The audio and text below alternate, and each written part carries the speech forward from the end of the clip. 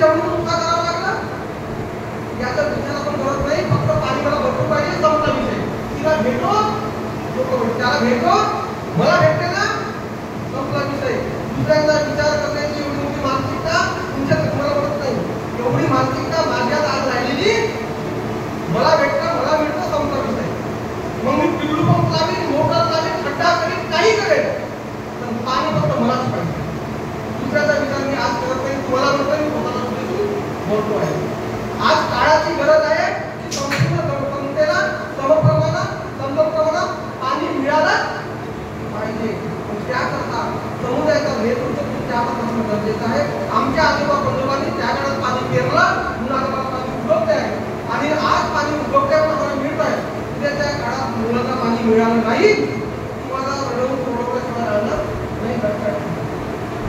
आज आम्हाला पाणी जर बिसलेरीच्या बाबतीत मिळतं, बिसलेरीची बॉटल गावात गेलं त्यातून बाजारात पाणी विकत घेतो आम्ही, घेतो त्या बिसलेरीची बॉटल, आणि समजा त्याच्या एवढं पाणी जरी उरलं तरी तो पाणी फेकत नाही, ती बॉटल फेकत नाही, तो पाणी घरी येऊन येतो. का?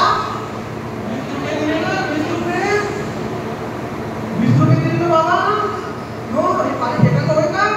आणि घरी आला पाहुणा, त्याला पाहिजे नाही लोक पाहिजे, त्याला ग्लास भरून त्याच्यात 5 बोटं बुडवून, मस्त 5 बोटं बुडवून ग्लास भरून तो पेवला येतात आणि मग तो पाणी तो एक घोट पिते.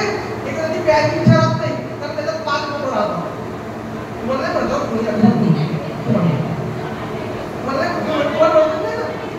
तुम्हाला म्हणतच नाही, त्याच्यात 5 बोटं, तो पहिले 5 आहे काय माहिती बाबा, तो पाणी पितच नाही, एक तर तहान राहत नाही, 2